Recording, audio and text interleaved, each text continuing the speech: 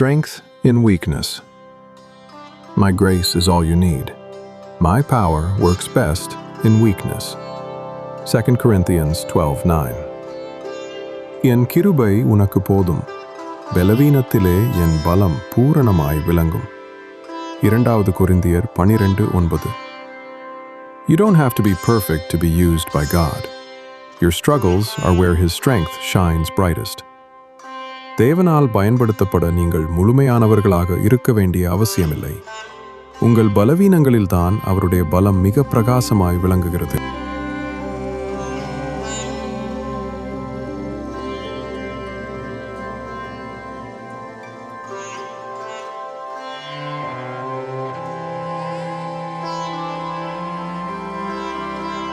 The gift of peace.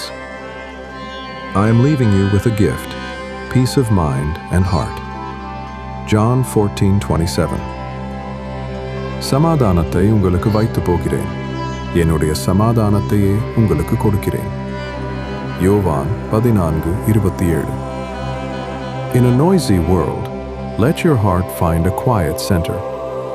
This peace isn't the absence of trouble, but the presence of God.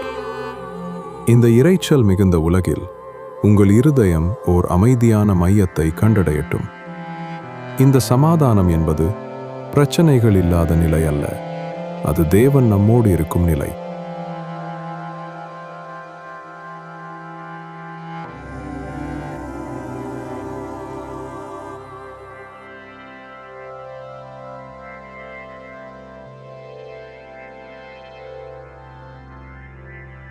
Renewal of mind.